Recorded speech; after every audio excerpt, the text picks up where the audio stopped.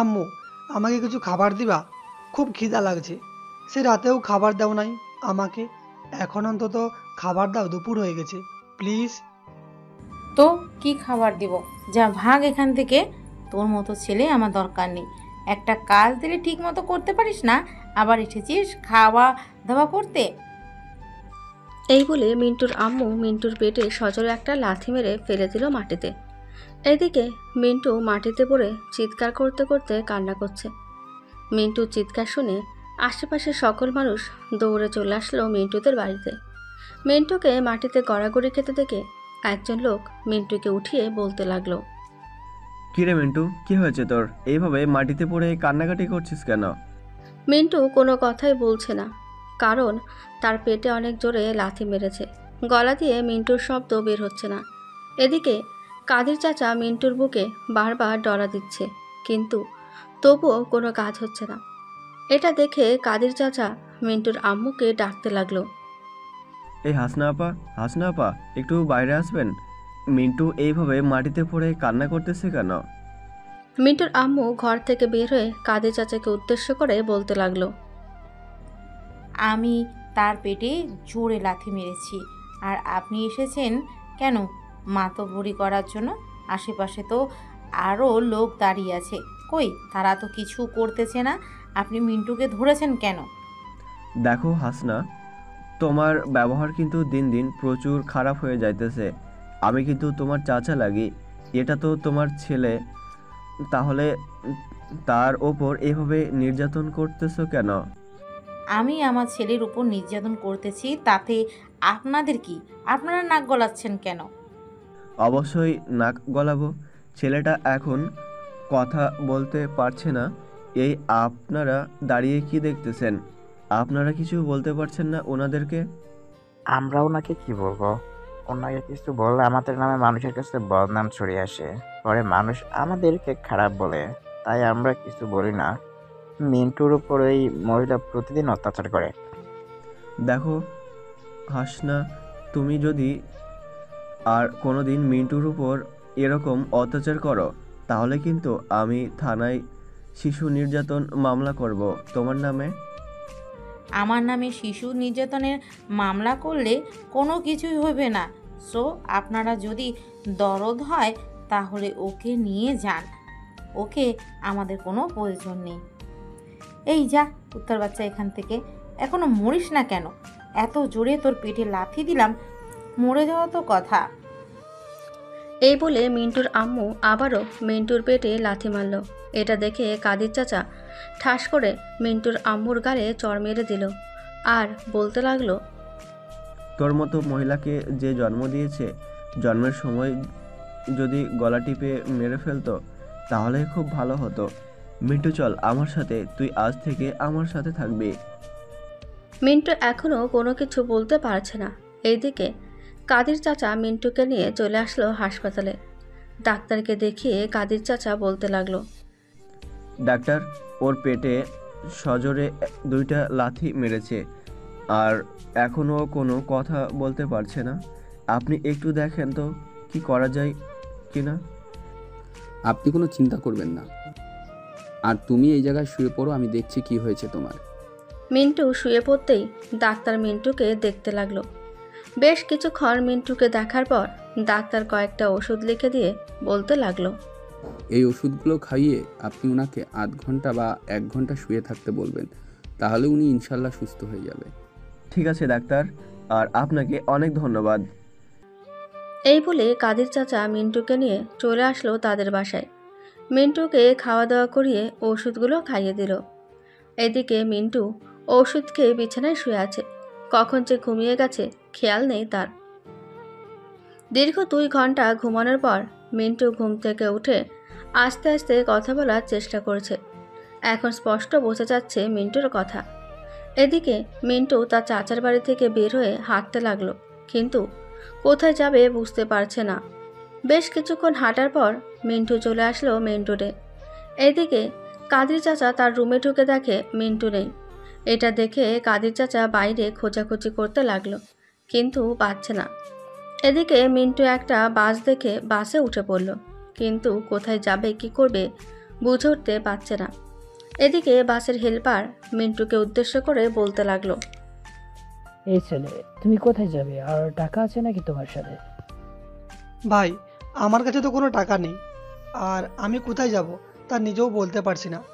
এই বাস কোথায় যাবে? এই বাসটা চট্টগ্রামের দিকে যাবে, আর তোমার কাছে টাকা নেই। তুমি টাকা ছাড়া বাসে উঠছো কেন? তোমাকে তো নামিয়ে দেওয়া হবে। প্লিজ ভাই, আমাকে নামিয়ে দিয়েন না। আমি যে কোনো একটা জায়গায় যাব, প্লিজ আমাকে নামিয়ে দিয়েন না। ড্রাইভার সাহেব, একটা ছোট্ট ছেলে উঠেছে, নিচে বসে আছে, তার কাছে কোনো টাকা নেই। বাসটা সাইড করে রাখেন তো, ছেলেটাকে নামিয়ে দিই। নামিয়ে দিতে হবে না, সে কোথায় যাবে তাকে জিজ্ঞাসা করো। তার জায়গায় চলে আসলে তখন না হয় নামিয়ে দিবি। ঠিক আছে, তার জায়গায় চলে আসলে তখন না হয় আমি নামিয়ে দিব। এই ছেলে, তুই একবার পিছনে গিয়ে বসে থাক, হয়তো একটা সিট খালি আছে, ওইখানে গিয়ে বস। আর তুই কোথায় যাবি? গাড়িটা তো বলছেন চট্টগ্রাম যাবে, আমাকে না হয় চট্টগ্রাম নামিয়ে দিবেন। ঠিক আছে বস, তুই তাহলে গিয়ে, আমি তোকে চট্টগ্রামে নামিয়ে দেব। মিন্টু চলে আসলো একবারে পেছনে একটা সিটে। এদিকে কাদের চাচা পুরো গ্রাম খুঁজে ফেলেছে, কিন্তু মিন্টুকে পায়নি। খুঁজতে খুঁজতে চলে আসলো মিন্টুদের বাসায়। হাসনাকে ডেকে বলতে লাগলো, হাসনা, এই হাসনা, মিন্টু কোথায়? তাকে তাড়াতাড়ি বের করে দে।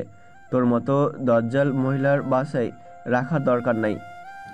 চাচা, আপনি কিন্তু দিন দিন বেশি বার বেড়ে যাচ্ছেন। মিন্টু কোথায় গেছে আমি জানবো কি করে? তাকে তো আপনি নিয়ে গেছেন, সো আপনার সাথে থাকার কথা। আমার সাথে তো নেই। আমার সাথে থাকলে তো আমি তাকে নিয়ে আসতাম। তাকে একটু খুঁজে দেখো তো, সে কোথায় গেছে। আমার কি ঠেকা পড়ছে তোকে তাকে খোঁজার জন্য?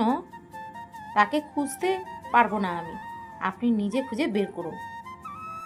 এই বলে মিন্টুর আম্মু চলে গেল বাড়ির ভিতরে। এইদিকে কাদের চাচা মিন্টুকে খুঁজতে খুঁজতে আর রাত 10টা বেজে গেল। এইদিকে মিন্টু এখনও বসে আছে বাসে। এমন সময় বাসের হেল্পার মিন্টুকে উদ্দেশ্য করে বলতে লাগলো, এই ছেলে, এদিকে আয়, চট্টগ্রামে চলে এসেছি। তুই কোথায় যাবি এইখান থেকে? কোথায় যাব সেটা তো জানি না, আমাকে এমন একটা জায়গায় নামিয়ে দিবেন যেখানে আমি কাজ করতে পারবো। আচ্ছা তাহলে তুই বস, আর 10 মিনিটের মতো। গাড়ি টাউনে আসলে আমি নামিয়ে দেবো তোকে ওইখানে। আশা করি একটা না একটা কাজ পেয়ে যাবি। ঠিক আছে ভাইয়া। এদিকে মিন্টু আবারও পেছনে এসে বসে পড়ল। বেশ কিছুক্ষণ পর মিন্টু গাড়ি থেকে নেমে গেল টাউনে। রাত প্রায় 11টা। মিন্টু কোথায় যাবে কি করবে বুঝে উঠতে পারছে না। এদিকে মিন্টু রাস্তার এক পাশ দিয়ে হাঁটছে। এমন সময় পেছন থেকে কারো চিৎকার শুনতে পেল। নির্জন রাস্তা। মিন্টু আশেপাশে তাকিয়ে দেখে কেউ নেই। আবারও চিৎকার এলো দূরে।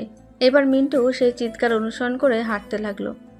বেশ কিছুক্ষণ হাঁটার পর মিন্টু সামনে দেখতে পেল একটা লোককে কয়েকটা গুন্ডা মেরে ফেলে দিয়ে চলে যাচ্ছে। এটা দেখে মিন্টু তাড়াতাড়ি চলে আসলো ওই লোকের সামনে। লোকটা মিন্টুকে দেখে বলতে লাগলো, এই ছেলে, প্লিজ তুই আমাকে বাঁচা। তুই আমাকে বাঁচানোর বিনিময়ে যা চাইবি আমি তোকে তাই দিব। আমি এত ছোট্ট একটা মানুষ, আমি আপনাকে কীভাবে বাঁচাবো? আপনার কাছে ফোন থাকলে আমাকে ফোনটা দেন, আমি আপনার পরিচিত কাউকে ফোন দিই। গাড়ির ভিতরে গিয়ে দেখ, আমার ফোন রাখা আছে, তাড়াতাড়ি নিয়ে আয়, আমি লক খুলে দিতেছি। মিন্টু তাড়াতাড়ি করে গাড়ির ভেতর থেকে ফোনটা নিয়ে এসে লোকটাকে দিয়ে দিল। এদিকে লোকটা ফোনের লক খুলে দিতেই মিন্টু চেক করতে লাগলো কাকে বেশি ফোন দিয়েছে। এদিকে লোকটার পেট থেকে অনেক রক্ত বের হচ্ছে।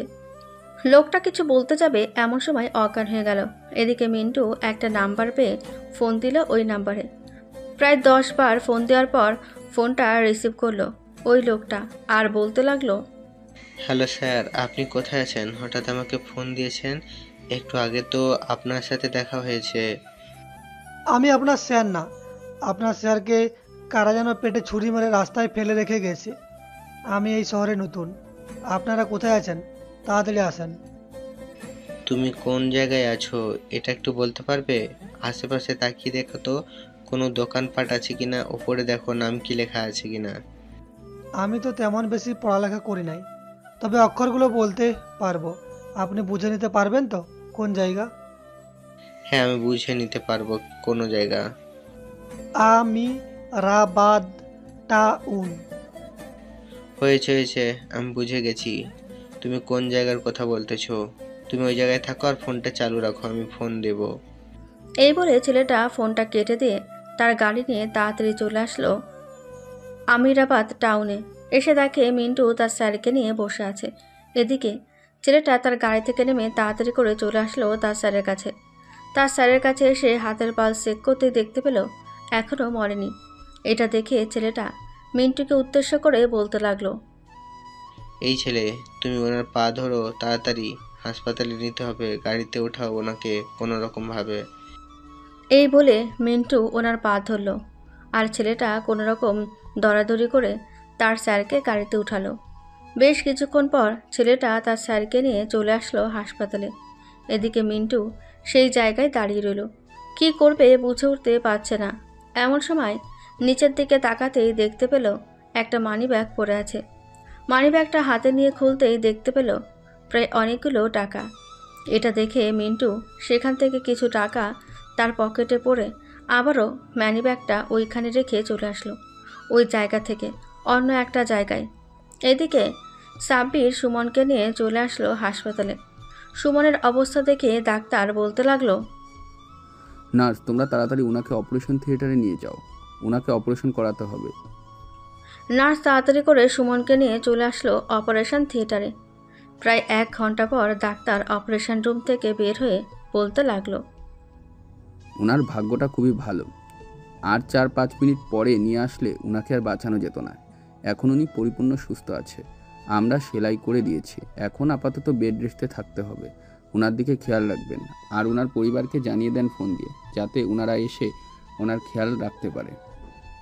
ঠিক আছে ডাক্তার, এখন তো আর কোনো কিছু করতে হবে না, এখন তো উনি ঘুমাবে, তাই না? হ্যাঁ, এখন উনি ঘুমাবে, 2 ঘন্টার মতন ঘুমাবে উনি। ঠিক আছে ডাক্তার। ডাক্তার ওইখান থেকে চলে আসলো তার কেবিনে। এদিকে সিয়াম ফোন দিল সুমনের স্ত্রীর কাছে। বেশ কিছুক্ষণ পর সুমনের স্ত্রী জোনাকি ফোনটা রিসিভ করে বলতে লাগলো, হ্যালো সিয়াম, তোমার স্যার তো এখনও বাসায় আসে নাই। আমাকে প্রায় 1.5 ঘন্টা আগে ফোন দিয়েছে, বলেছে বাসায় আসতেছে। এখন তো ওনার জন্য খুব টেনশন হচ্ছে। তুমি কি জানো তোমার স্যার কোথায়? ভাবি, আপনাকে একটা কথা বলবো, প্লিজ কান্না করবেন না। স্যারের ওপর অ্যাটাক হয়েছে, উনি এখন হাসপাতালে বেডে শুয়ে আছে। আপনি একটু ঢাকা পপুলার হাসপাতালে আসতে পারবেন?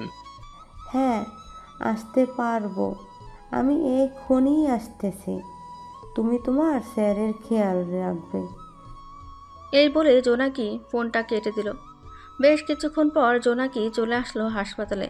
এসে দেখে তার বর বেডে এখনও অজ্ঞান অবস্থায় শুয়ে আছে। জোনাকি সুমনের পাশে গিয়ে বসে পড়ল। প্রায় 1.5 ঘন্টা পর সুমনের জ্ঞান ফিরল। আশেপাশে তাকিয়ে দেখে তার স্ত্রী জোনাকি বসে আছে।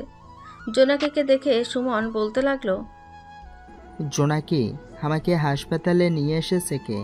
আমি তো রাস্তায় পড়েছিলাম। তোমাকে সিয়াম নিয়ে এসেছে এখানে। সিয়াম, ভিতরে আসো। তোমার জন্য স্যারের জ্ঞান ফিরেছে। সিয়াম ভেতরে আসতেই তার স্যার বলতে লাগলো, সিয়াম, রাস্তায় তো আমাকে একটা ছেলে বাঁচানোর চেষ্টা করেছিল। সে কোথায়? তাকে নিয়ে আসো নাই? স্যার, তার কথা তো আমি একেবারে ভুলে গিয়েছিলাম। তোকে এখানেই দাঁড়াতে বলেছিলাম। এরপর আর আমি যাই নাই। আপনি শুয়ে থাকেন, আমি দেখে আসতেছি ছেলেটা ওইখানে আছে নাকি। যদি থাকে তাহলে আমি নিয়ে আসবো। ঠিক আছে সিয়াম, যাও তাহলে তুমি। সিয়াম চলে আসলো আবার সেই জায়গায়। এসে তাকে ফোন আর মানিব্যাগ পড়ে আছে নিচে, কিন্তু সে এটাকে খুঁজে পেল না। বেশ কিছুক্ষণ আশেপাশে খোঁজার পর মিন্টুকে আর খুঁজে পেল না। সিয়াম আবারও চলে আসলো হাসপাতালে। এসে দেখে তার স্যার কথা বলছে। সিয়ামকে দেখে সুমন বলতে লাগলো, সিয়াম, ছেলেটাকে পেয়েছো নাকি? না স্যার, আমি ছেলেটাকে পাই নাই। আপনি ওই ছেলেটাকে চিনেন নাকি? না, আমি ওই ছেলেটাকে চিনি নাই। ছেলেটা আমার কাছে এসে বলেছে যে সে নাকি এইখানে নতুন, এরপর কি করেছে আমি আর জানি না, অজ্ঞান হয়ে গিয়েছিলাম মনে হয়। স্যার, ছেলেটা যেহেতু বলেছে সে এই শহরে নতুন, সো তাকে খুঁজে বের করতে বেশি সময় লাগবে না। সে হয়তো আশেপাশে থাকবে, আপনি চিন্তা করবেন না। আপনি সুস্থ হন, এরপর আমরা ছেলেটাকে খুঁজে বের করব। ঠিক আছে সিয়াম, আর তুমি এখন বাসায় চলে যাও, রাত অনেক হয়েছে, বাসায় গিয়ে ঘুমাও, কালকে তো আবার অফিসে যাবে। আর আমার যে এরকম অবস্থা হয়েছে এটা কিন্তু কাউকে বলবে না, বললে সবাই আমাকে দেখতে আসবে। সবাইকে আমি একটা সিক্রেট মিশনে রেখেছি, যদি তাদেরকে দেখে ফেলে তাহলে অনেক সমস্যা হবে। ঠিক আছে স্যার, আপনি যে অসুস্থ এই কথা আমি বলবো না কাউকে। এখন তাহলে আমি চাই, আর ভাবি আপনি স্যারের খেয়াল রাখবেন। ঠিক আছে সিয়াম, তুমি চিন্তা করো না, আমি তোমার স্যারের খেয়াল রাখবো। এখন তাহলে তুমি যাও। সিয়াম ওইখান থেকে চলে আসলো তার বাসায়। এদিকে সুমন জোনাকিকে উদ্দেশ্য করে বলতে লাগলো, জোনাকি, ছেলেটা আমাকে বাঁচিয়েছে, ছেলেটা কে? তো কিছু একটা দিতে হবে তাকে, আমার খুঁজে বের করতে হবে। তুমি যেহেতু বলতেছো ছেলেটা এই শহরে নতুন, সো তুমি কোনো চিন্তা করো না, তুমি আগে সুস্থ হয়ে নাও, এরপর সবাই মিলে না হয় ছেলেটাকে খুঁজে বের করবে। আর ছেলেটা আর বয়স কেমন হবে? ছেলেটার বয়স আনুমানিক প্রায় 6 থেকে 7 বছর হবে। আচ্ছা, এখন তাহলে তুমি চুপ করে থাকো, বেশি কথা বললে তোমার পেটে আবার চাপ পড়বে। দেখতে দেখতে রাত পার হয়ে সকাল হয়ে গেল। এদিকে মিন্টু একটা দোকানে এসে সকালে নাস্তা করে টাকা দিয়ে আবারও হাঁটা দিল আর মনে মনে বলতে লাগলো, আমি তো এই শহরে নতুন, ওদের কথা বলার স্টাইল আমাদের মতো না। আমি এই শহরে কোথায় কাজ করব? হে আল্লাহ, আমাকে একটা কাজের ব্যবস্থা করে দেন। মিন্টু এইসব কথা বলছে এমন সময় একটা গাড়ি এসে মিন্টুকে ধাক্কা দিয়ে চলে গেল ওইখান থেকে। এদিকে মিন্টু রাস্তার একপাশে বসে চিৎকার করছে, তার পা খুব বাজেভাবে ভেঙে গেছে। আশেপাশের লোকেরা এসে তাড়াতাড়ি করে মিন্টুকে ধরে নিয়ে চলে আসলো হাসপাতালে। সুমনকে যে হাসপাতালে রাখা হয়েছে ওই হাসপাতালে নিয়ে আসা হয়েছে। ডাক্তার মিন্টুকে দেখে লোকজনকে উদ্দেশ্য করে বলতে লাগলো, এই ছেলেটার পায়ের অবস্থা তো খুবই খারাপ, হাড্ডি একেবারে চুরমুর হয়ে গেছে। তার পা অপারেশন করে আবার জোড়া লাগাতে হবে আপনার। 2 লক্ষ টাকা ব্যবস্থা করেন। এই ছেলেটাকে আমরা তো চিনি না, রাস্তার এক পাশে বসে চিৎকার করছিল, তাই হাসপাতালে নিয়ে এসেছি। এখন আমরা এই ছেলেটাকে চিকিৎসা করাতে পারবো না। এই চলো, আমরা আমাদের কাজে চলে যাই। আর ডাক্তার, এই ছেলেটাকে এখানে রেখে দেন, যদি কোনো দয়াময় ব্যক্তি ছেলেটাকে সাহায্য করে তাহলে তো খুব ভালো হবে। এইখানে তো অনেক বড় বড় লোক আসে। এই বলে লোকগুলো চলে গেল ওইখান থেকে। এদিকে মিন্টু বসে আছে চেয়ারে, কি করবে বুঝে উঠতে পারছে না। এদিকে ডাক্তার সুমনের কেবিনে সে সুমনকে চেক আপ করতে করতে বলতে লাগলো, এই দুনিয়াতে কি হচ্ছে আল্লাহ ছাড়া আর কেউ জানে না। কেন ডাক্তার, কি হয়েছে আবার? আপনি এরকম কথা বলতেছেন কেন? আর বললেন না, একটা ছেলেকে একটা বাইক তার পায়ের উপর দিয়ে চালিয়ে চলে গেছে। এখন তার পা অনেকটাই বাজেভাবে ভেঙে গেছে। 2 লক্ষ টাকা লাগবে অপারেশন করতে। কয়েকজন লোক এসেছিল তার সাথে, তাদেরকে বলেছি, এখন তারা ছেলেটাকে রেখে চলে গেছে। চলেন তো ছেলেটাকে গিয়ে দেখি। এই বলে সুমন আর ডাক্তার চলে আসলো বাইরে মিন্টুর কাছে। এদিকে মিন্টু মাথা নিচু করে বসে আছে। সুমন এসে মিন্টুর মাথাটা তুলতেই বলতে লাগলো, জোনাকি, এটা তো সেই ছেলেটা যে আমাকে রাস্তায় বাঁচিয়েছিল। ডাক্তার, আপনি এই ছেলেটার অপারেশন করেন, আমি টাকা দিব। মিন্টু সুমনের দিকে তাকাতেই দেখতে পেল সুমন দাঁড়িয়ে আছে, কিন্তু কিছু বলল না মিন্টু। বেশ কিছুক্ষণ পর ডাক্তার মিন্টুর পায়ের অপারেশন করে ব্যান্ডেজ করে দিল। বিকালে সুমন আর জোনাকি চলে আসলো মিন্টুর কাছে, এসে বলতে লাগলো, মিন্টু, তোমার এখন কিরকম লাগতেছে? শরীর ঠিক আছে তো? এখন কিছুটা সুস্থ অনুভব করছি। আর আপনি এত টাকা দিয়ে আমার পায়ের চিকিৎসা করিয়েছেন কেন? আমি মরে গেলে ভালো হতো, কারণ এই শহরে তো আমার আপন বলতে কেউ নেই। তুমি আমাকে গতকালকে রাতে বাঁচিয়েছিলে, ওইটার জন্য আমিও তোমাকে বাঁচিয়ে দিলাম। আর তোমার বাবা মা নেই নেই হচ্ছে কারণ আমার আব্বু আম্মু অনেকে মারা গেছে, আমি কোনো রকম খেয়ে পড়ে বেঁচে আছি। এটার জন্য বললাম আমার আপন বলতে কেউ নেই এই পৃথিবীতে। চিন্তা করো না, এখন থেকে আমি আছি, আমাকে তুমি বড় ভাই বলে রাখবে। ঠিক আছে ভাইয়া। সুমন মিন্টুর সাথে কথা বলছে এমন সময় সিয়াম কেবিনে প্রবেশ করলো। মিন্টুকে দেখে বলতে লাগলো, স্যার এটা তো গতকালকে রাতের সেই ছেলেটা, এখানে কি করতেছে আর তার পা ব্যান্ডেজ করা কেন? তাকে নাকি একটা বাইকার তার পায়ের উপর বাইক চালিয়ে চলে গেছে, এখন তার পা খুব বাজেভাবে ভেঙেছে, তাই অপারেশন করিয়েছি। আর সিয়াম, আজ থেকে মিন্টু হচ্ছে আমার ছোট ভাই। জোনাকি, তোমার পছন্দ হয়েছে তো মিন্টুকে? পছন্দ হবে না কেন? অবশ্যই পছন্দ হয়েছে।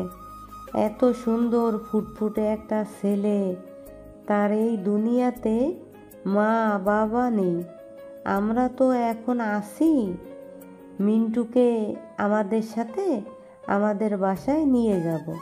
ঠিক আছে, আর 1 বা 2 দিন এখানে থাকুক, এরপর মিন্টুকে আমাদের সাথে নিয়ে যাব।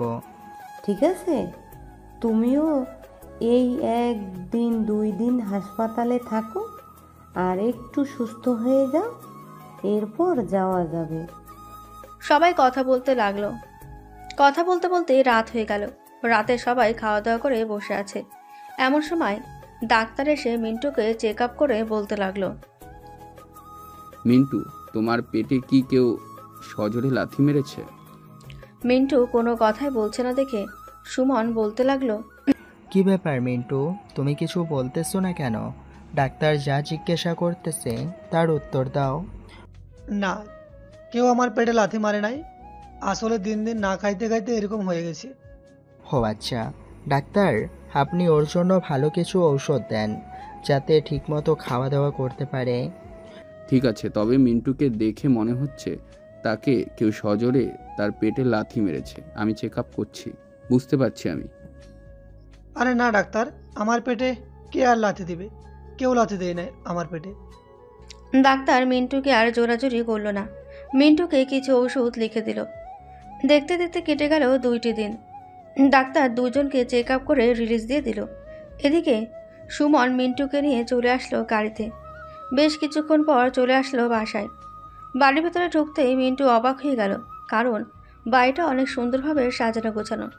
মিন্টুকে সোফায় বসিয়ে দিয়ে সুমন মিন্টুকে উদ্দেশ্য করে বলতে লাগলো, জোনাকি, তুমি সুমনের জন্য কিছু খাবার রেডি করে আনো। মিন্টু, তুমি এখানে বসো, আমি ফ্রেশ হয়ে আসতেছি, এরপর তোমার সাথে গল্প করব। তোমার ভাবি না হয় পরে তোমাকে একটা রুম ব্যবস্থা করে দিবে। ঠিক আছে। সুমন চলে আসলো তার রুমে, ফ্রেশ হয়ে চলে আসলো নিচে। মিন্টুর সাথে গল্প করতে লাগলো। বেশ কিছুক্ষণ গল্প করার পর মিন্টু সুমনকে উদ্দেশ্য করে বলতে লাগলো, আচ্ছা ভাইয়া, আপনার ছেলে মেয়ে নেই নাকি? বাড়িটা একেবারে ফাঁকা ফাঁকা লাগতেছে। হ্যাঁ, আমার একটা মেয়ে আছে, তোমার মতোই বয়সী, তোমার থেকে হয়তো 1 বছরের ছোট হবে। তুমি সুস্থ হয়ে নাও, এরপর তার সাথে তার স্কুলে ভর্তি করিয়ে দিব, যাতে তোমরা দুজন একসাথে আসতে পারো। ঠিক আছে।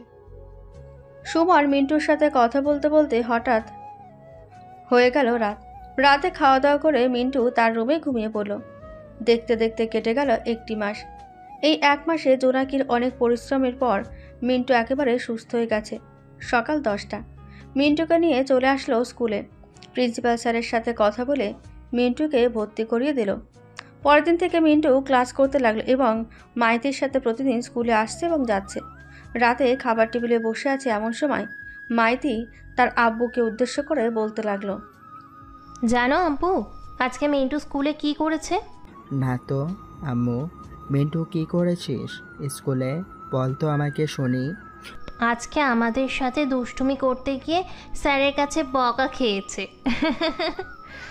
মা, এটা নিয়ে হাসাহাসি করে না, হাসাহাসি করলে মানুষ মন্দ বলবে, আর মিন্টু একটু একটু বকা খাবেই, আস্তে আস্তে পরিবেশের সাথে মিলিয়ে যাবে, দেখে নিও। তুমি মিন্টু, আজকে ক্লাস কেমন হয়েছে তোমার? এই তো ভাইয়া, ভালো হয়েছে। আচ্ছা, এখন তাহলে তুমি গিয়ে ঘুমিয়ে পড়ো। মিন্টু খাওয়া দাওয়া শেষ করে চলে আসলো তার রুমে। কিছুক্ষণ পড়াশোনা করে ঘুমের দেশে পাড়ি জমালো। দেখতে দেখতে রাত পার হয়ে সকাল হয়ে গেল। সকাল 10টা। মিন্টু চলে আসলো আবার স্কুলে। দেখতে দেখতে এইভাবে কেটে গেল 5টি বছর। মিন্টু এখন ক্লাস 7-এ পড়ে। রাতে সোফায় বসে আছে। এমন সময় সুমনের পকেট থেকে পিস্তলটা নিচে পড়ে গেল। মিন্টু পিস্তলটা হাতে নিয়ে সুমনকে উদ্দেশ্য করে বলতে লাগলো, ভাইয়া, আপনার কাছে পিস্তলটা আসলো কিভাবে? তুমি তো আমার আসল পরিচয় জানো না মিন্টু। আমি হচ্ছি একজন এনএসআই। এই NSI এর মানে কি ভাইয়া? আমাকে একটু বুঝিয়ে বলবে? বলতেছি, এই এনএসআই এর মানে হচ্ছে এইখানে যা কাজ করা হবে সব কিছু সিক্রেটভাবেই করা হবে। যেমন ধরো, মাদক ব্যবসা করতেছে, ড্রাগসের ব্যবসা করতেছে, মেয়ে বাজারে ব্যবসা করতেছে, তুমি আড়াল থেকে তাদেরকে মেরে ফেললে।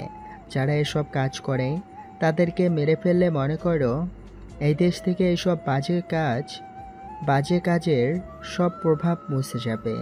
আমি এইসব নিয়ে কাজ করি এবং আরও অনেক কাজ আছে, ওইগুলো করতে হয়।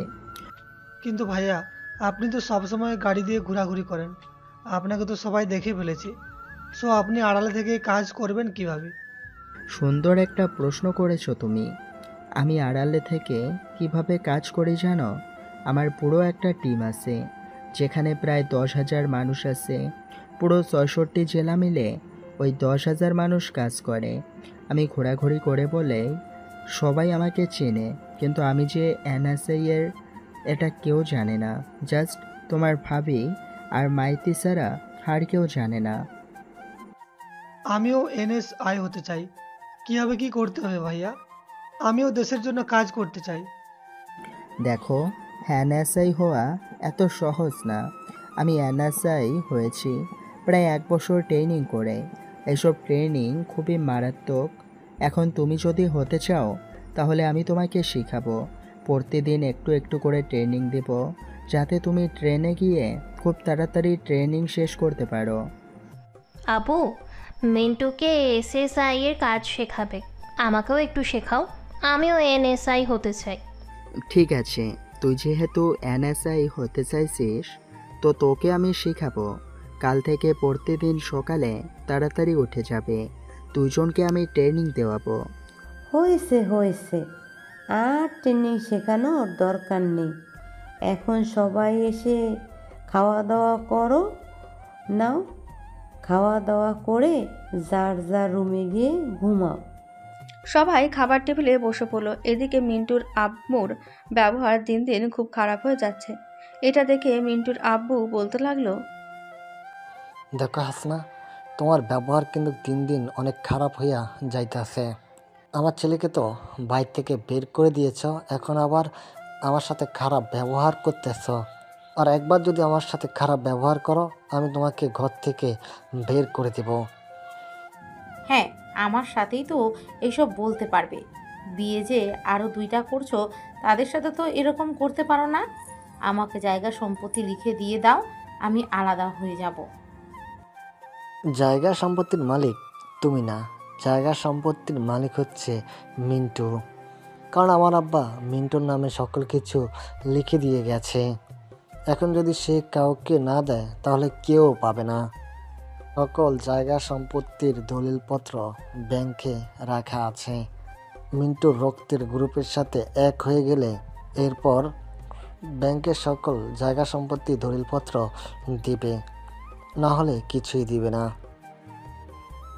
আমি এক কাজ করি, আমার এক ছোট ভাই আছে যার সাথে মিন্টুর DNA টেস্ট একেবারে মিল হয়ে যাবে। তার রক্তের স্যাম্পল নিয়ে এইখানে দেখালেই তো সব কিছু দিয়ে দেবে। এতটা সহজ না মিন্টুর আম্মু। মিন্টুর চোখের স্ক্যান করা হয়েছে, আর অনেক কিছুর স্ক্যান করা হয়েছে। সব কিছুর মিল থাকলে ওরা দেবে, এর ভিতরে কিছু মিল না থাকলে ওরা দেবে না। আর আমরা যদি মারা যাই বা মিন্টু যদি মারা যায়, তাহলে এই সব কিছু মাদ্রাসার নামে হয়ে যাবে। এত ধন সম্পত্তি তো আমি মাদ্রাসার নামে ক্ষতি দিব না। যে করেই হোক সব দল সম্পত্তি আমি আমার নিজের নামে নিব। হ্যাঁ, আমি তোমাকে এসবের জন্য বিয়ে করেছিলাম। আমি আমার কাজ করব, যদি পারি তাহলে সকল সম্পত্তি নিজের নামে করব, আর না পারলে তোমাকে ডিভোর্স দিয়ে চলে যাব। এক কাজ করো, এখনই ডিভোর্স দিয়ে চলে যাও। আর আমার ছেলেকে যে বাড়ি থেকে বের করে দিয়েছ, এটার জন্য আমি তোমার নামে মামলা করব, যাতে আর কোনোদিন কারোর সাথে এরকম না করতে পারো। যতই মামলা দাও না কেন, তোমার ছেলেকে আমি বের করি নাই। তোমার ছেলে নিজে চলে গেছে, আজকে 5 বছর হয়েছে। তার যদি ইচ্ছে থাকতো আমাদের কাছে থাকবে, তাহলে এসে আমাদের কাছে আসতো। তার ইচ্ছা নেই, তাই আসে নাই আমাদের কাছে। দুজন ঝগড়া করতে লাগলো। ঝগড়া করতে করতে এক পর্যায়ে ঝগড়াটা অনেক বড় হয়ে গেল। মিন্টুর আব্বু টেবিলের ওপর থেকে ফুলদানিটা নিয়ে ঠাস করে মিন্টুর আম্মুর মাথায় মেরে দিল। বেশ কিছুক্ষণ রক্ত পড়ার পর মিন্টুর আব্বু মিন্টুর আম্মুকে নিয়ে চলে আসলো হাসপাতালে। ডাক্তারের কাছ থেকে চিকিৎসা নিয়ে আবার চলে আসলো বাসায়। মিন্টুর আব্বু মিন্টুর আম্মুকে উদ্দেশ্য করে বলতে লাগলো, সরি মিন্টুর মা, আসলে আমি নিজেকে কন্ট্রোল করতে পারি নাই। এটার জন্য আমি তোমার মাথায় বাড়ি মেরেছি, আমাকে ক্ষমা করে দাও। ঠিক আছে, ক্ষমা করে দিলাম এবারের মতো। এদিকে মিন্টু ক্লাস করছে। বেশ কিছুক্ষণ ক্লাস করার পর মিন্টু আর মাইতি চলে আসলো এখান থেকে বাসায়। রাতে খাওয়া দাওয়া করে মিন্টু তার রুমে বসে আছে। এমন সময় সুমন আসলো। মিন্টুকে উদ্দেশ্য করে বলতে লাগলো, মিন্টু, তুমি কি সত্যি এনএসআই হতে চাও? যদি হতে চাও তাহলে আমি তোমাকে ট্রেনিং দেওয়াবো ভালো করে। আর যদি বলো এমনিতেই শিখতে চাও, তাহলে আমি তোমাকে এমনিতেই শেখাবো। ভাইয়া, আমি শিখতে চাই, প্লিজ আমাকে শেখাবে। আমি সবার সাথে দেশের কাজ করতে চাই। যদি তুমি সবার সাথে কাজ করতে চাও, তাহলে কিন্তু বিভিন্ন জায়গায় যেতে হবে। রাত নেই দিন নেই, যে কোনো সময় ফোন দিলে যাইতে হবে। ঠিক আছে, এটা নিয়ে চিন্তা নাই, আমি যে কোনো সময় যে কোনো জায়গায় যেতে পারবো। ঠিক আছে, এখন তাহলে আমার সাথে আসো, তোমাকে হালকা পাতলা একটু গান চালানো শিখিয়ে দেয়। এই বলে সুমন মিন্টুকে নিয়ে চলে আসলো ছাদে। পিস্তলের ভেতরে রবার্টের বুলেট ভরে মিন্টুকে ভালোভাবে জড়িয়ে ধরে পিস্তল চালানো শেখাতে লাগলো। প্রায় 3-4 ঘন্টা শেখানোর পর মিন্টু নিজে নিজে প্র্যাকটিস করতে লাগলো। প্র্যাকটিস করা শেষ হতেই মিন্টু বলতে লাগলো, ভাইয়া, আমি পিস্তল চালানো শিখে গেছি, এই দেখো। এই বলে মিন্টু পিস্তল চালাতে লাগলো। একবারে তীক্ষ্ণ দৃষ্টিতে মাঝ বরাবর গুলি করলো। এটা দেখে সুমন বলতে লাগলো, বাহ মিন্টু, বাহ, তুমি তো দেখি খুব ভালো ট্রেনিং করা শিখে গেছো। কয়েক ঘন্টার মধ্যে তুমি প্রতিদিন আমার ড্রয়ারের ভিতরে একটা পুরনো পিস্তল আছে, ওই পিস্তলে রবার্টের বুলেট ভরে এখানে এসে প্র্যাকটিস করবে। আসল বুলেট কিন্তু কখনোই নেবে না, কারণ ওইগুলো হচ্ছে সরকারের, আমাদেরকে প্রতি বছর হিসাব দিতে হয়। ঠিক আছে ভাইয়া, এখন তাহলে চলার নিচে যাই। এই বলে মিন্টু আর সুমন চলে আসলো নিচে। রাতে খাওয়া দাওয়া করে বসে আছে। এমন সময় জোনাকি বলতে লাগলো, মিন্টু, তুমি তো বেশ ভালো ট্রেনিং এবং পড়ালেখায়ও খুব ভালো পারো। মাইতিকে তুমি তোমার সাথে প্রতিদিন রাতে পড়াতে পারবে। আমাকে বলতে হয় কেন ভাবি? মাইতি আমার রুমে গিয়ে পড়লে তো আমি তাকে সাহায্য করতে পারি। সব পড়াতে আমি তো আর বলি নাই যে তাকে সাহায্য করব না।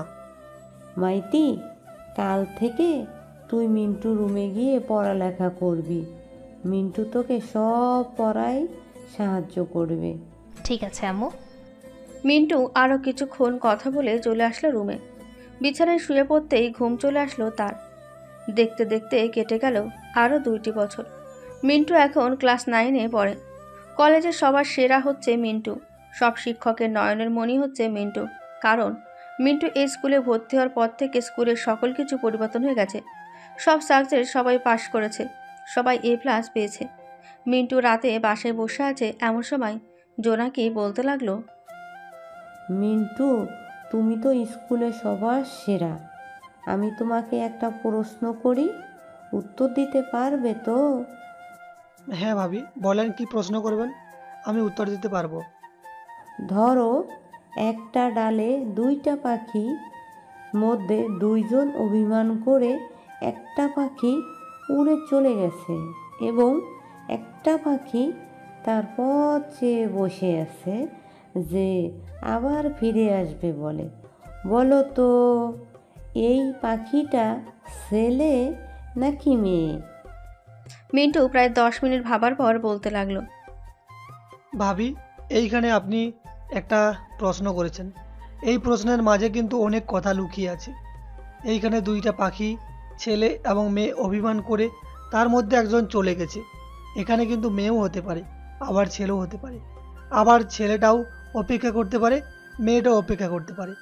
এখানে সঠিক প্রশ্নের উত্তরটা আমি আপনাকে বলতে পারলাম না, কারণ আমি যদি ছেলের কথা বলি তাহলে আপনি বলবেন মেয়ের কথা। সো এখানে সঠিক উত্তরটা আমার জানা নেই, আপনি বলে দেন। মিন্টু, তুমি তো দেখি খুবই ভালো স্টুডেন্ট। আমাকে একবারে খুব সাধারণভাবে বুঝিয়ে দিয়েছো। আমি তোমাকে এই প্রশ্ন করে দেখলাম তুমি কি উত্তর দাও। যাক, মাশাআল্লাহ, তুমি পড়ালেখা করতে থাকো, ইনশাআল্লাহ একদিন খুব বড় হবে, দোয়া করি। জি ভাবি, আপনি শুধু আমার জন্য দোয়া করবেন যাতে আমি একজন বড় NSI অফিসার হতে পারি, যাতে এই দেশের সকল মানুষকে সাহায্য করতে পারি। হ্যাঁ মিন্টু, আমি তোমার জন্য সব সময় দোয়া করি যাতে তুমি সবার পাশে থাকতে পারো এবং সবার বিপদে সাহায্য করতে পারো। তোমার অনেক আগ্রহ মানুষকে সাহায্য করার জন্য। আশা করি তুমি যখন কাজে জয়েন করবে তখন নিশ্চয়ই মানুষকে সাহায্য করবে, টাকা দিয়ে বা অন্য কোনো মাধ্যমে। জি ভাবি, আমি সবাইকে সাহায্য করব। মিন্টু চলে আসলো তার রুমে। বিছানায় শুয়ে আছে এমন সময় মাইতি আসলো মিন্টুর রুমে। মিন্টুকে শুয়ে থাকতে দেখে বলতে লাগলো, মিন্টু, আমাকে একটা সাহায্য করতে পারবে? হ্যাঁ মাইতি, বল, কি সাহায্য লাগবে তোর? তোমার কাছে তো সব সময় টাকা থাকে, আমাকে কিছু টাকা ধার দিতে পারবি? আসলে আমার একটা বান্ধবী খুব অসুস্থ, তাকে কিছু টাকা দিয়ে সাহায্য করব। তুই যদি দিতে পারিস তাহলে খুব ভালো হতো। ঠিক আছে মাইতি, আমি তোকে সকালে দিবনি টাকা। কত টাকা লাগবে আমাকে বল, আমি দেখি আমার কাছে আছে নাকি, থাকলে আমি দিয়ে দেবো। এই ধর 10 থেকে 15,000 টাকা দিলেই হবে। আমার কাছে 5-7 হাজার টাকা আছে, সব মিলিয়ে না হয় তাকে দিয়ে দিব। আচ্ছা, আমি সকালে তোকে টাকা দিয়ে দিবনি, এখন গিয়ে ঘুমা, রাত হয়েছে অনেক। মাইতি মিন্টুর রুম থেকে চলে গেল তার রুমে। বেশ কিছুক্ষণ পর মাইতি ঘুমের দেশে বাড়ি জমালো। পরের দিন সকাল 10টা, মিন্টু চলে আসলো নিচে। খাওয়া দাওয়া করে বসে আছে এমন সময় সুমন বলতে লাগলো, মিন্টু, এখন যদি তোমাকে একটা মিশনে পাঠানো হয় কয়েকজনের সাথে, তাহলে যেতে পারবে? হ্যাঁ ভাইয়া, যেতে পারবো। কোথায় মিশন হবে আমাকে বলেন। কোথায় মিশন হবে এটা তো সঠিক বলতে পারতেছি না, তবে যাদের সাথে যাবে তারা তোমাকে নিয়ে যাবে, তাদের সাথে সাথে থাকবে এবং যত শত্রু থাকবে সবাইকে মেরে ফেলবে। সিয়াম নামের একটা ছেলে আছে, তার সাথে তুমি যাবে। ঠিক আছে ভাইয়া, তাকে ফোন দিয়ে বলে দিয়েন আমাকে নিয়ে যাওয়ার জন্য, আমি যাব মিশনে। মিন্টু খাওয়া দাওয়া করে চলে আসে তার রুমে। প্রায় 2 ঘন্টা পর সিয়াম আসলো। মিন্টুর সাথে কথা বলে মিন্টুকে নিয়ে চলে আসলো মিশনের সেই জায়গায়। মিন্টুর হাতে AK-47 এর একটা পিস্তল, সবার হাতে একই পিস্তল। সিয়াম মিন্টুকে উদ্দেশ্য করে বলতে লাগলো, মিন্টু, খুব সাবধানে দেখে শুনে যাবে, আশেপাশে কিন্তু শত্রুরা থাকতে পারে, এই জঙ্গলটা কিন্তু অনেক বড়। আমাকে নিয়ে চিন্তা করতে হবে না, আপনি সামনের দিকটা দেখেন, আমি পিছনের দিকটা দেখতেছি। বেশ কিছুক্ষণ দুইজন দেখার পর হঠাৎ পেছন থেকে গুলি করতে লাগলো।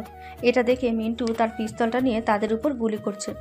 বেশ কিছুক্ষণ গুলি করার পর পেছনের যতগুলো শত্রু ছিল সবাই মারা গেছে।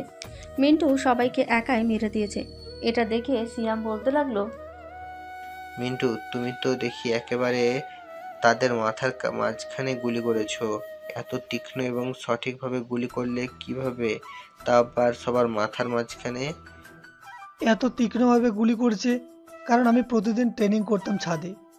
ভাইয়া আমাকে ট্রেনিংয়ের সকল কিছু দিয়েছিল, এটার জন্য এত তীক্ষ্ণভাবে গুলি করতে পারছি। ও আচ্ছা, চলো আরো গভীরে যেতে হবে। এই পাশের লোকেরা হয়তো তাদের সাথে যুদ্ধ করতেছে। এই জঙ্গলের ভিতরে যতগুলো শত্রু থাকবে সবাইকে মেরে ফেলতে হবে। আচ্ছা সিয়াম ভাইয়া, আমার একটা প্রশ্ন ছিল, প্রশ্নটা কি করব আপনাকে? হ্যাঁ, প্রশ্ন করতে পারো। কি প্রশ্ন করবে? আপনারা এইসব বিভিন্ন জায়গার খবর পান কিভাবে? মানে হচ্ছে আপনারা কিভাবে খবর পেয়েছেন এইখানে যে শত্রুরা আছে? দেখো, আমাদের এই সকল ইউনিটে অনেক গুপ্তচর আছে, তারা আমাদেরকে সকল ইনফরমেশন দেয়। এই ইনফরমেশনগুলো আমাদেরকে দেওয়ার পর আমরা সাথে সাথে তাদের উপর অ্যাকশন নেই, যাতে তারাও কোথাও পালিয়ে না যেতে পারে। ও আচ্ছা, এবার বুঝতে পারলাম। মিন্টু এবং সিয়াম সামনের দিকে এগিয়ে যাচ্ছে, কিন্তু তাদের চোখে এখন আর কোনো শত্রুর দেখা পাচ্ছে না। এটা দেখে সিয়াম অন্য সাইডের লোকদেরকে কন্ট্যাক্ট করলো আর বলতে লাগলো, আলফাবেট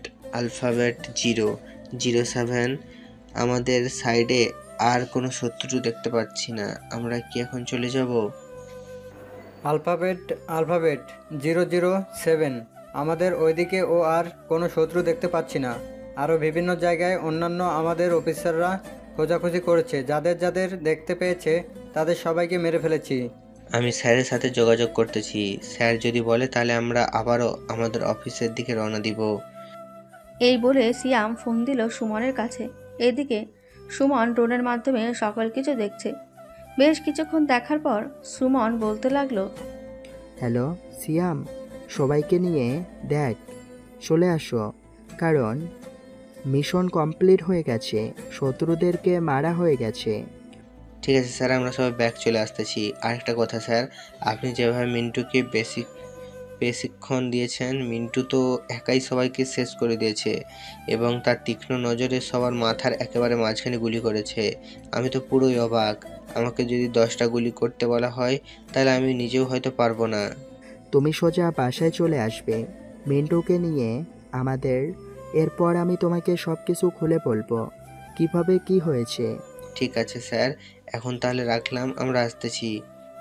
এই বলে সিয়াম ফোনটা কেটে দিল। বেশ কিছুক্ষণ পর চলে আসলো রাস্তায়, সবাইকে নিয়ে রওনা দিল অফিসের উদ্দেশ্যে। দীর্ঘ 2 ঘন্টা ড্রাইভ করার পর সবাইকে অফিসে নামিয়ে দিয়ে সিয়াম এবং মিন্টু চলে আসলো সুমনের বাসায়। দুইজন ফ্রেশ হয়ে বসতেই সুমন বলতে লাগলো, মিন্টু, আজকের মিশন কেমন হয়েছে তোমার কাছে? ভাইয়া, এই মিশন যদি আমাকে একা দেওয়া হতো তাহলে আমি নিজেই একা কমপ্লিট করতে পারতাম। এইগুলো তো চুনোপুটি, আমার কাছে কোনো কিছুই না। মিন্টুর কথা শুনে সুমন হাসতে লাগলো আর বলতে লাগলো, মিন্টু, তুমি যতটা সহজ ভাবতেছো ততটাও কিন্তু সহজ না। তুমি দেখতে চাও আমাকে একা পাঠানোর পর কি হয়েছে? এই দেখো। এই বলে সুমন তার গেঞ্জিটা খুলে দেখাতে লাগলো মিন্টুকে। মিন্টু দেখে তো পুরোই অবাক, কারণ সুমনের পুরো শরীরে বুলেটের দাগ। দেখেছো মিন্টু, তুমি যে বলতেছো ওরা সবাই চুনোপুটি, এমনও সময় এসেছে আমি মৃত্যুর সাথে পাঞ্জা লড়ে এরপর বেঁচে এসেছি। তুমি যদি আমার কথা বিশ্বাস না করো তাহলে জোনাকিকে জিজ্ঞেস করতে পারো। মিন্টু, তোমার ভাইয়া যা বলতেছে একদম সত্যি কথা বলতেছে। তোমার ভাইয়াকে প্রায় 2 মাস হাসপাতালে থাকতে হয়েছে। ডাক্তার তো আশা ছেড়ে দিয়েছিল যে তোমার ভাইয়া আর বেঁচে থাকবে না, কিন্তু আল্লাহর রহমতে তোমার ভাইয়া বেঁচে আছে। ভাইয়ার জন্য দোয়া করি, আর এখন থেকে ভাইয়ার কাজ করতে হবে না। ভাইয়া শুধু আমাদেরকে অর্ডার করবে আর আমরা কাজ করব। ঠিক আছে, এখন তোমরা বসো, আমি তোমাদের জন্য খাবার নিয়ে আসতেছি। জোনাকি চলে গেল খাবার আনার জন্য। খাবার এনে সবাইকে দিয়ে দিতেই সবাই খাওয়া দাওয়া করে নিল। খাওয়া দাওয়া শেষ হতেই মিন্টু চলে আসলো তার রুমে। বিছানায় শুয়ে পড়তেই ঘুম চলে আসলো তার। বিকাল 3টায় ঘুম ভাঙলো মিন্টুর। ঘুম থেকে উঠে ফ্রেশ হয়ে চলে আসলো নিচে। এসে দেখে মাইতি এবং জোনাকি বসে বসে টিভি দেখছে। মিন্টুকে দেখে মাইতি বলতে লাগলো, মিন্টু, এখানে এসে বস, আমাদের সাথে মুভি দেখ বসে বসে। তোরাই দেখ ভাবি, আমি একটু বাইরে থেকে আসতেছি। বাসায় ভালো লাগতেছে না, বাইরে গিয়ে ঘুরে আসি। আমাকেও নিয়ে যা, আমিও বাহিরে যাব। অনেক দিন তো হলো বাহিরে যাই না। আব্বুও বাসায় থাকে না, আব্বু থাকলে তো আব্বুকে নিয়ে যাইতাম। ঠিক আছে ভাবি, আপনিও যাবেন নাকি? গেলে আসতে পারেন, একেবারে 3 জন মিলে ঘুরে আসি। তুমি যেহেতু বলতেছো, সো যেতেই তো হয়। দাঁড়াও, আমরা দুজন রেডি হয়ে আসতেছি। মাইতি, চল রেডি হয়ে আসি, একসাথে ঘুরতে যাব। জোনাকি এবং মাইতি রেডি হয়ে চলে আসলো নিচে, মিন্টুর সাথে চলে আসলো বাইরে। একটা রিক্সা নিয়ে চলে আসলো পার্কে। 3 জন বসে আছে। এমন সময় জোনাকি বলতে লাগলো, মিন্টু, আমাদের জন্য কিছু বাদাম নিয়ে আসো, এইভাবে বসে থাকতে ভালো লাগছে না। মিন্টু চলে আসলো বাদাম নেওয়ার জন্য। বেশ কিছুক্ষণ পর বাদাম নিয়ে চলে আসলো দুজনের কাছে। 3 জন মিলে বাদাম খাচ্ছে। এমন সময় মিন্টুর ফোনটা বেজে উঠল। কলটা রিসিভ করতেই ওই পাশ থেকে সুমন বলতে লাগলো, মিন্টু, তোমরা কোথায় গেছো? বাড়িতে দরজা তালা দেওয়া কেন? ভাইয়া, আমরা তো পার্কে এসেছিলাম, আপনি পার্কে চলে আসেন, আমরা পার্কে বসে আড্ডা দিতেছি। ও আচ্ছা, তোমরা আমাকে একা একা রেখে পার্কে চলে গেছো? আচ্ছা, আমি আসতেছি, কিছুক্ষণ অপেক্ষা করো। 3 জন বসে বাদাম খাচ্ছে। বেশ কিছুক্ষণ পর সুমন আসলো। সবার সাথে বসে আড্ডা দিতে দিতে রাত 9টা বেজে গেল। রাতে বাইরে খাওয়া দাওয়া করে 4 জন চলে আসলো আবার বাসায়। রাতে বসে আছে সোফায়। এমন সময় সুমন বলতে লাগলো, মিন্টু, তোমাদের পরীক্ষা আর কতদিন আছে? আর 22 দিন আছে পরীক্ষার। আমার পুরো বই মুখস্থ আছে, পড়ার কোনো দরকার নেই। ও আচ্ছা, তাই নাকি? একটা বই নিয়ে আসো তো, তোমাকে কিছু প্রশ্ন করি, দেখি তুমি উত্তর দিতে পারো কি না। আপনি যে প্রশ্ন করেছেন এই প্রশ্ন তো মাইতিও পারে। মাইতি, উত্তরটা বলে দিত। প্রশ্ন করো, কোনো লাভ হবে না। মিন্টু ঠিক উত্তর দিয়ে দিবে। আমি একদিন তাকে একটা প্রশ্ন করেছিলাম, সে উত্তর দিচ্ছে। তুমি প্রশ্ন করিও, তার সাথে পারবে না, সে উত্তর দিয়ে দিবে। ঠিক আছে, আমি তোমাকে 5টা প্রশ্ন করব। 5টা প্রশ্নের উত্তর যদি সঠিক দিতে পারো তাহলে আমি তোমাকে 5,000 টাকা দিব। মিন্টু একটা বই এনে সুমনের হাতে দিয়ে দিল।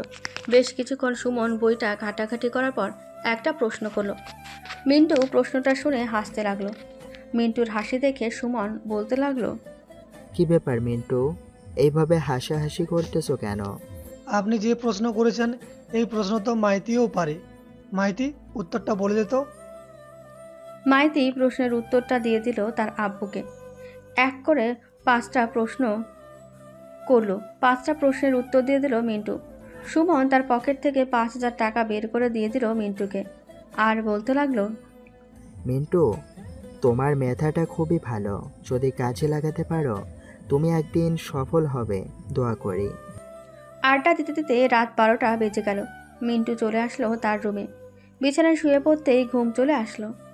দেখতে দেখতে কেটে গেল 22টি দিন। আজকে মিন্টুর পরীক্ষা। মিন্টু বসে আছে পরীক্ষার হলে। খাতা এবং প্রশ্ন দিয়ে দিতেই মিন্টু 1 ঘন্টার ভেতরে সকল প্রশ্নের উত্তর লিখে ফেলল। এত তাড়াতাড়ি খাতা দিয়ে দেবে দেখে স্যার বলতে লাগলো,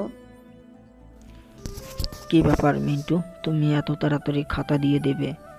কিছু পারো না নাকি? জি স্যার, আমি সকল কিছু পারি এবং সকল প্রশ্নের উত্তর দিয়ে ফেলেছি। আপনি একবার চেক করে দেখেন। মিন্টুর কথা শুনে স্যার মিন্টুর খাতাগুলো চেক করতেই অবাক হয়ে গেল, কারণ সবগুলো প্রশ্নের উত্তর সঠিক দিয়েছে। মিন্টু চলে আসলো বাইরে।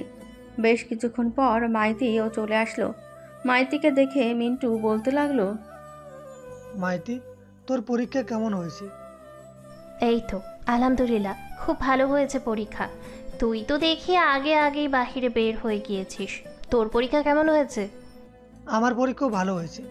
চল আজকে বাসায় চলে যাই, গিয়ে সারপ্রাইজ দিয়ে দিই। এই বলে দুজন বাসার দিকে রওনা দিল। বেশ কিছুক্ষণ পর চলে আসলো বাসায়। দুজনকে এত তাড়াতাড়ি আসতে দেখে বলতে লাগলো, কি ব্যাপার, তোমরা দুজনে এত তাড়াতাড়ি চলে এসছো? পরীক্ষা শেষ হয়েছে নাকি? আম্মু বাড়ি থেকে যা যা পড়ে গিয়েছিলাম সব এসেছে, তাই তাড়াতাড়ি দিয়ে বাহিরে বের হয়ে গেছি। ও আচ্ছা, যাও তাহলে দুজনে ফ্রেশ হয়ে আসো। আমি দুজনের জন্য হালকা পাতলা কিছু খাবার রেডি করতেছি। মিন্টু চলে আসলো তার রুমে। ফ্রেশ হয়ে বিছানায় বসতেই তার ফোনটা বেজে উঠল। তাকিয়ে দেখে সুমন ফোন দিয়েছে। কলটা রিসিভ করতেই ওই পাশ থেকে সুমন বলতে লাগলো, মিন্টু, তোমার তো পরীক্ষা শেষ হয়ে গেছে, এখন একটু অফিসে আসো তো। 2 দিন পর তো আবার তোমার পরীক্ষা, একটা জরুরি মিশনে পাঠাতে হবে তোমাকে। ঠিক আছে ভাইয়া, আমি আসতেছি কিছুক্ষণের মধ্যে। এই বলে মিন্টু চলে আসলো নিচে। জোনাকিকে বলে চলে আসলো বাইরে। একটা রিক্সা নিয়ে রওনা দিল অফিসের দিকে। অফিসের সামনে এসে দাঁড়িয়ে তার চোখ স্ক্যান করে ভেতরে ঢুকে পড়ল। কারণ এই কাজ যারা যারা করে তারা সবাই এইখানে চোখ স্ক্যান করতে হয়। যাদের স্ক্যান মিলবে না তাদের ভেতরেও ঢুকতে দেওয়া হবে না। মিন্টু চলে আসলো অফিসের ভেতরে। এসে দেখে সবাই দাঁড়িয়ে আছে। সবাইকে দাঁড়িয়ে থাকতে দেখে মিন্টু বলতে লাগলো, কি ব্যাপার ভাইয়া, ওরা সবাই এইভাবে দাঁড়িয়ে আছে কেন? ওরা সবাই এইভাবে দাঁড়িয়ে আছে কারণ সবাই মিশনে যাবে। তুমি তাড়াতাড়ি রেডি হয়ে নাও। সিয়াম, তুই কিন্তু মিন্টুকে আলাদা ছাড়বি না, মিন্টুকে সবসময় তোর সাথে রাখবি। ঠিক আছে স্যার, আপনি কোনো চিন্তা করবেন না, মিন্টুকে সব সময় আমার সাথে রাখবো। মিন্টু তাড়াতাড়ি রেডি হয়ে আসো। মিন্টি চলে গেল রেডি হওয়ার জন্য। বেশ কিছুক্ষণ পর রেডি হয়ে চলে আসলো কেবিনে। মিন্টুকে দেখে সুমন আবার বলে উঠল, মিন্টু, সাবধানে কাজ করবে, যাও এখন, আল্লাহ ভরসা। এই বলে মিন্টু সবার সাথে চলে আসলো মিশনে। রাত প্রায় 2টা। আশেপাশে লাইট টিপ দিয়ে দেখতেছে শত্রুরা কোথায় আছে। হঠাৎ শত্রুর একদল মিন্টু এবং সিয়ামকে ঘিরে ধরল। এটা দেখে সিয়াম বলতে লাগলো, মিন্টু একবারে ঠান্ডা মাথায় ভেবে চিনতে কাজ করবে, কোনো তাড়াহুড়ো করবে না। কিরে, তোরা ফিসফিস করে কি কথা বলতেছিস? তোদেরকে তো ধরে ফেলেছি, এখন তোদেরকে মেরে ফেলবো। তোদের জন্য আমরা ঠিকমতো কাজকাম করতে পারতেছি না। কাজকাম করতে হবে না ভাই তোদের এখন। তোরা আমার কথা শোন, যদি আমার কথা শুনিস তাহলে তোদের জন্য ভালো, আর না শুনলে তোদের জন্য খুবই খারাপ।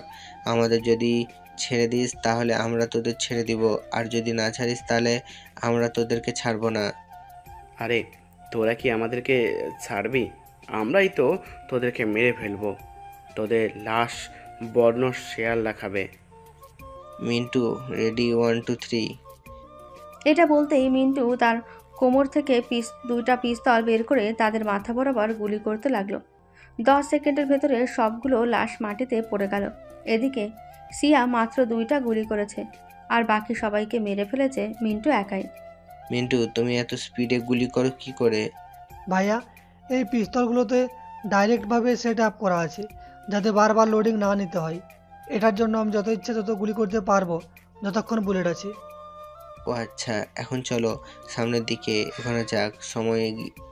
সামনে গিয়ে দেখি আমাদের জন্য কি অপেক্ষা করতেছে। এই বলে দুজন আবারও সামনের দিকে এগিয়ে যেতে লাগলো। বেশ কিছুক্ষণ এগিয়ে যেতেই আবারও আর একদল সামনে পড়ে গেল। তাদের কোনো কথা না শুনে ডাইরেক্ট গুলি করে দিল। মিন্টু এই দিকের কাজ শেষ, এখন চলো আমরা ওই দিকে যাই। ওই দিকে গিয়ে আমাদের দলের সাথে যুক্ত হও। হ্যাঁ চলেন। এই বলে মিন্টু আর সিয়াম চলে আসলো বাকি সদস্যদের সাথে। বাকি সদস্যদের সাথে মিলে পুরো জঙ্গলের শত্রুদেরকে মেরে ফেলে চলে আসলো অফিসে। সবাইকে এত তাড়াতাড়ি চলে আসতে দেখে সুমন বলতে লাগলো, কি ব্যাপার, তোমরা গত মিশনেও খুব তাড়াতাড়ি চলে এসেছো, এবারও তাড়াতাড়ি চলে এসেছো। তোমরা কি পুরোপুরিভাবে মিশন কমপ্লিট না করেই চলে আসো নাকি? না স্যার, আমরা পুরোপুরিভাবে কমপ্লিট করে আসি, কারণ আপনি যে একটা মাল আমাদের সাথে দিয়েছেন ওই মাল তো একাই 100। মাল মানে বুঝলাম না, কি বোঝাতে চাইছো? সিয়াম, তুমি বলো তো আমাকে। স্যার আমি বলতে চাইতেছি মিন্টুকে তো আমাদের সাথে পাঠিয়েছেন, সে তো একাই 100 জনের সাথে পারে, আর বুদ্ধি এবং কৌশল দিয়ে সবাইকে মেরে ফেলে। তো আমরা কি করব? এটার জন্য বললাম আমাদের সাথে একটা মাল দিয়েছেন। ও আচ্ছা, বলতে হবে তো, কে বানিয়েছে তাকে এত পাওয়ারফুল। মিন্টু চলো এখন বাসায় যাই, তোমার আবার পরীক্ষা আছে কালকে। মিন্টু চলে আসলো সুমনের সাথে বাসায়। রাতে খাওয়া দাওয়া করে তার রুমে চলে গেল। গিয়ে দেখে মাইতি তার রুমে বসে পড়ছে। মাইতিকে তার রুমে বসে পড়তে দেখে বলতে লাগলো, কি ব্যাপার মাইতি, তুই তোর রুমে ছেড়ে আমার রুমে এসে পড়তেছিস? হ্যাঁ, ওই রুমে তো একা একা লাগে, এই রুমে তো অনেক কিছু আছে তোর, এইটার জন্যই মনে হয় রুমটা পুরা বড়া বড়া। ও আচ্ছা, তাহলে তুই পর, আমি ফ্রেশ হয়ে আসতেছি। এই বলে মিন্টু চলে আসলো ওয়াশরুমে। ফ্রেশ হয়ে মাইটি থেকে নিয়ে চলে আসলো নিচে। সবাই মিলে খাওয়া দাওয়া করে মিন্টু চলে আসলো রুমে। খুব ক্লান্ত লাগছে তার। বিছানায় শুয়ে পড়তেই ঘুম চলে আসলো। এদিকে মাইতি মিন্টুর রুমে এসে দেখে মিন্টু ঘুমিয়ে পড়েছে। মিন্টুর মুখের দিকে তাকিয়ে মাইতি মনে মনে বলতে লাগলো, মিন্টু, আমি না তোকে খুব ভালোবেসে ফেলেছি, কিন্তু কিভাবে বলবো, আমি তো তোকে ভাইয়া বলে ডাকি। আব্বু আব্বু যদি জানতে পারে তাহলে তো তোকে খারাপ ভাববে। আমি কিছুতেই তোকে খারাপ ভাবতে দিব না, কপালে যা আছে তাই হবে আমার। এই বলে মাইতি চলে আসলো তার রুমে। এদিকে জোনাকি এবং সুমন বসে আছে নিচে। জোনাকি সুমনকে উদ্দেশ্য করে বলতে লাগলো, সুমন, তুমি কিছু একটা খেল করতেছো? মাইতির কিন্তু অনেক পরিবর্তন হয়েছে। হ্যাঁ, পরিবর্তন হতেই পারে, কারণ এখন তাদের পরীক্ষা। তারা হয়তো খুব টেনশনে আছে, তাই তাদের পরিবর্তন হতেই পারে, স্বাভাবিক। সেটা না, আসলে আমি গতকালকে যখন তার রুমে গিয়েছিলাম তখন সে মিন্টুর একটা ছবি হাতে নিয়ে যেন কি বলছিল। কি বলছিল শুনি? মাইতি বলছিল যে মিন্টুকে নাকি সে ভালোবাসে, কিন্তু আমাদের জন্য বলতে পারতেছে না। যদি আমরা মিন্টুকে বাড়ি থেকে বের করে দেই। তার মানে মাইতি মিন্টুকে ভালোবেসে ফেলেছে? আমরা তো এটাই মনে হচ্ছে যে মাইতি মিন্টুকে ভালোবাসে ফেলেছে। আমি কি তাকে জিজ্ঞেস করব? এখন জিজ্ঞেস করার দরকার নেই, পরীক্ষাটা যাক, এরপর জিজ্ঞেস করব, কারণ এখন টেনশনে আছে। আবার যদি আমরা জিজ্ঞেস করি তাহলে আরেকটা টেনশনে থাকবে, কিন্তু এটা কিভাবে সম্ভব?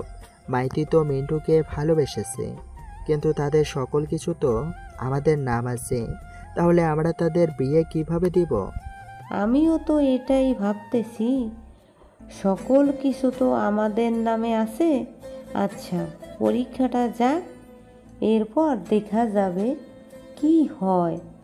দরকার পড়লে মিন্টু আব্বু আম্মুর নাম পরিবর্তন করে ফেলবো। দুজন কথা বলতে বলতে চলে আসলো রুমে। দেখতে দেখতে মিন্টুদের পরীক্ষা শেষ হয়ে গেল। আজকে প্রায় 10 বছর হয়ে গেছে। মিন্টুর পরিবার মিন্টুর এখনো কোনো খোঁজ পায়নি। মিন্টু বসে আছে সোফায়। এমন সময় সুমন মিন্টুকে উদ্দেশ্য করে বলতে লাগলো, মিন্টু, মাইতিকে তোমার কেমন লাগে? হ্যাঁ, বাড়িতে তো খুব ভালো একটা মেয়ে। কেন ভাইয়া হঠাৎ আমাকে এইসব কথা বলতেছো? হঠাৎ তোমাকে এইসব কথা বলতেছি, এটার কারণ আছে। আমি চাইতেছি মাইতির সাথে তোমাকে বিয়ে দেওয়ার জন্য।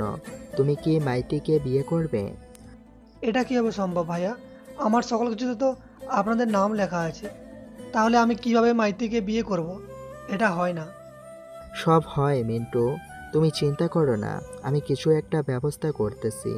তুমি শুধু বলো মাইতির থেকে তুমি বিয়ে করবে, তাহলেই হবে। আমি আমার মেয়েটাকে সুখে দেখতে চাই। আমি জানি তুমি আমার মেয়েকে খুব সুখে রাখবে। মিন্টু কোনো কিছু বলছে না। এইদিকে মাইতি তার বান্ধবীদের বাসায় গিয়েছে। সে এখনো জানে না বাসায় এইসব কথা চলছে। মিন্টু চলে আসলো রুমে। বিছানায় বসে ভাবতে লাগলো, আজকে 10টি বছর হয়ে গেছে, এখন তো আব্বু আম্মুর কাছে ফিরে যাওয়া দরকার, কিন্তু এখন যাব না। তারা যেহেতু আমাকে বের করে দিয়েছে, সো দেখা যাক, আরও কয়েক বছর থাকি, এরপর না হয় যাব। এইসব ভাবছে এমন সময় তার ফোনটা বেজে উঠল। তাকে দেখে সিয়াম ফোন দিয়েছে।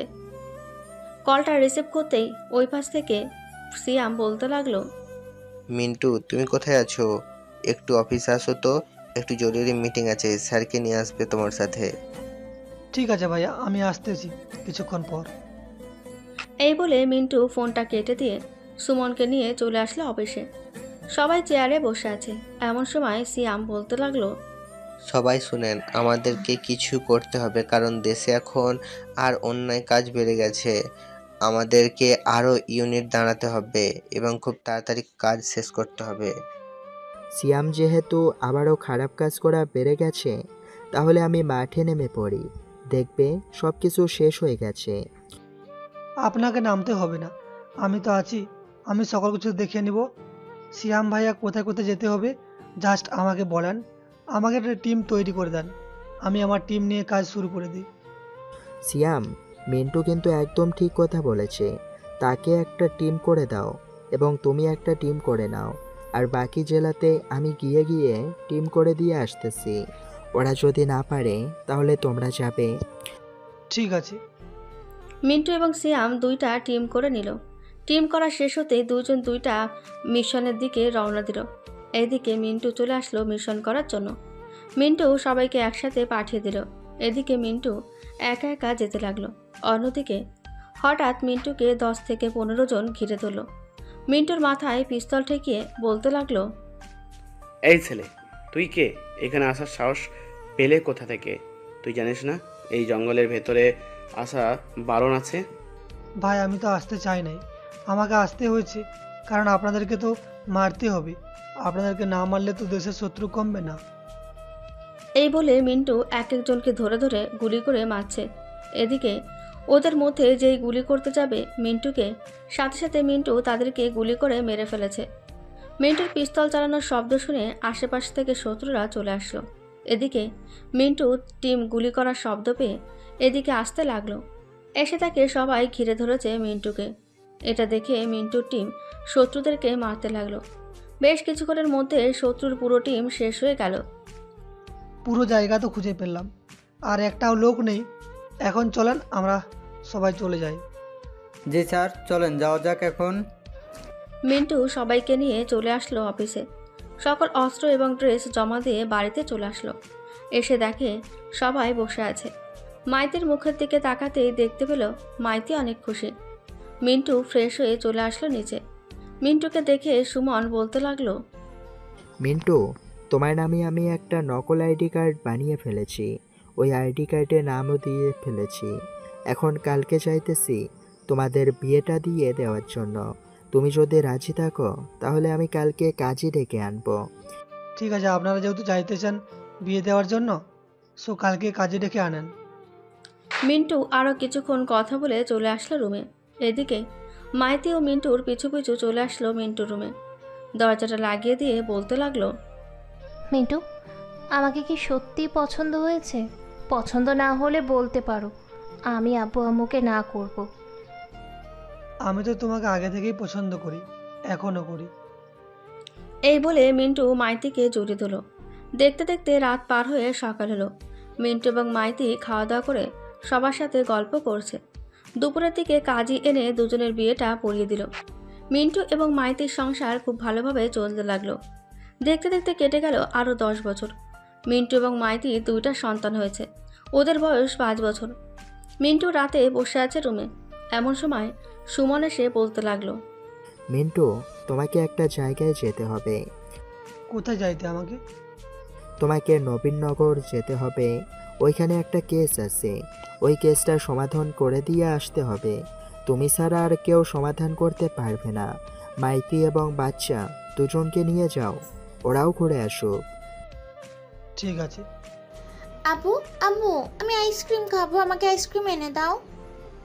আম্মু, তোমার তো ঠান্ডা লাগছে, এখন আইসক্রিম খাওয়া যাবে না। যদি রাস্তায় ভালো কিছু পাই তাহলে কিনে দেবো।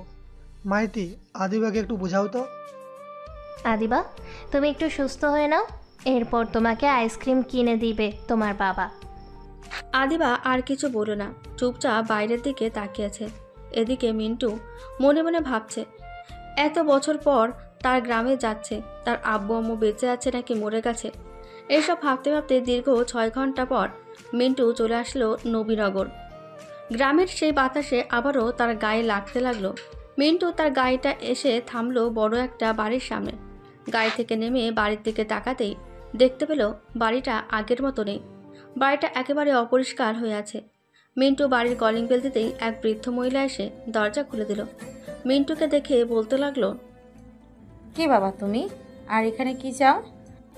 আমাকে একটা কেসের জন্য পাঠানো হয়েছে। এই বাড়িটা নাকি আপনাদের নামে না, অন্য একজনের নামে। হ্যাঁ, এই বাড়িটা আমার ছেলে মিন্টুর নামে। সে যে 20 বছর আগে এই বাড়ি থেকে চলে গেছে, এখনো ফিরে নাই। আল্লাহ ভালো জানে সে কোথায় আছে। মিন্টুর আম্মুর কথা শুনে মিন্টুর বুকটা কেঁপে উঠল। মিন্টু তার আম্মুকে জড়িয়ে ধরে কান্না করতে করতে বলতে লাগলো, আম্মু, আমি তোমার মিন্টু, যাকে তুমি 20 বছর আগে পেটে 2টা লাথি মেরে এই বাড়ি থেকে বের করে দিয়েছিলে। আমি তোমাদের সেই ছোট্ট মিন্টু। মিন্টুর কথা শুনে মিন্টুর আম্মু কান্না করে দিল। সবাই বাড়ির ভেতরে চলে আসলো। এদিকে মাইতি কিছু বুঝতেছে না কি হচ্ছে এসব। মাইতি মিন্টুকে উদ্দেশ্য করে বলতে লাগলো, মিন্টু, এইসব কি হচ্ছে? তুমি ওদেরকে আব্বু আম্মু বলে ডাকছো কেন? ওদেরকে কি তুমি চেনো? হ্যাঁ, ওদেরকে আমি চিনি। ওরা হচ্ছে আমার আসল আব্বু আম্মু। 20 বছর আগে আমি তোমার আব্বুকে মিথ্যা বলেছিলাম যে আমার আব্বু আম্মু মারা গেছে। আসলে ওরা 20 বছর আগে আমাকে বাড়ি থেকে বের করে দিয়েছিল। এরপর আমি এইখান থেকে চলে যাই সেই চট্টগ্রামে। এরপর থেকে তো তোমাদের সাথে থাকা শুরু করি। আব্বু, এই 2টা হচ্ছে আমাদের ছেলে মেয়ে, আর এই হচ্ছে আমার বউ। মাইতি, আব্বুকে সালাম করো। মাইতি তার আব্বুকে সালাম করলো।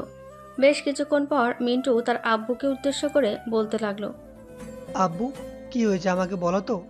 অফিসে আমাকে বললো যে জায়গা জমি নিয়ে সমস্যা হয়েছে। হ্যাঁ, জায়গা সম্পত্তি নিয়ে সমস্যা হয়েছে। আসলে তুই ছাড়া তো এই সকল সম্পত্তির মালিক আমরা না।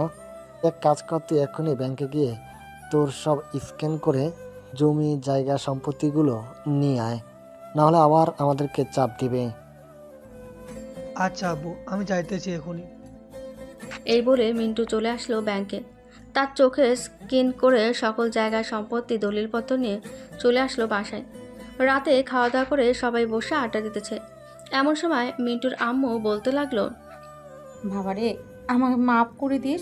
আমি বুঝতে পারি নাই তোর অনুভূতি। এখন বুঝতে পারছি হাড়ে হাড়ে। আম্মু, মাপ চাইতে হবে না। আমি তোমাদেরকে অনেক আগে মাফ করে দিয়েছি। এখন তোমরা এসে এখানে বসো তো। মিন্টুর আব্বু আম্মু বসে পড়লো মিন্টুর পাশে। হঠাৎ কলিং বেলটা বেজে উঠল। মাইতিকে দরজা খুলতে দেখতে পেল তার আব্বু আম্মু চলে এসেছে। মিন্টু যখন দলিলপত্র আনতে গিয়েছিল তখন মাইতি তার আব্বু আম্মুকে ফোন দিয়ে বলেছে আসার জন্য, তাই ওরা চলে এসেছে। ওদেরকে দেখে মিন্টু বলতে লাগলো, কি ব্যাপার, আপনারা এই বাড়িতে আসেন কিভাবে? আমি আমার বিআই সাহেবের বাসায় আসতে পারি না নাকি? বিআই সাহেব, মাইতি হচ্ছে আমার মেয়ে। মিন্টুর আব্বু সুমনকে জড়িয়ে ধরে কোলাকুলি করলো। সবাই বসে গল্প করেছে। গল্প করতে করতে রাত 1টা বেজে গেল। মিন্টু মাইতিকে উদ্দেশ্য করে বলতে লাগলো, মাইতি, চলো এখন রুমে যাই। রাত 1টা বেজে গেছে, ঘুমাতে হবে, আমার খুব ঘুম ধরেছে। মাইতি মা, যাও রুমে যাও, গিয়ে ঘুমাও। মাইতি আর মিন্টু চলে আসলো রুমে। দুজন রুমে ঢুকতে মিন্টু দরজাটা লাগিয়ে দিয়ে মাইতিকে কোলে তুলে নিল আর বলতে লাগলো, মাইতি বেবি, আমাদের সন্তানও তো ওখানে অনেক বড় হয়ে গেছে। এখন তো আরো 2টা আনার প্ল্যান করতে হবে। আমি না হয় আরো 2টা আনার প্ল্যান করতেছি। একদম না মিন্টু, এই 2টাই চলবে। 2 ভাই বোন আছে, আর দরকার নেই। আমার তো আরো লাগবে বেবি, আমি আনবো। এই বলে আমি মাইতিকে আদর করতে লাগলাম। আমরা দুজনকে আদর করুক। এখন আমরাও বিদায় নিই। গল্পটা সবার কাছে কেমন লেগেছে সবাই একটু কমেন্ট করে জানাবেন। আর আপনারা কী রকম গল্প চান অবশ্যই জানাতে ভুলবেন না। আপনাদের কথা অনুযায়ী গল্প লেখা হবে।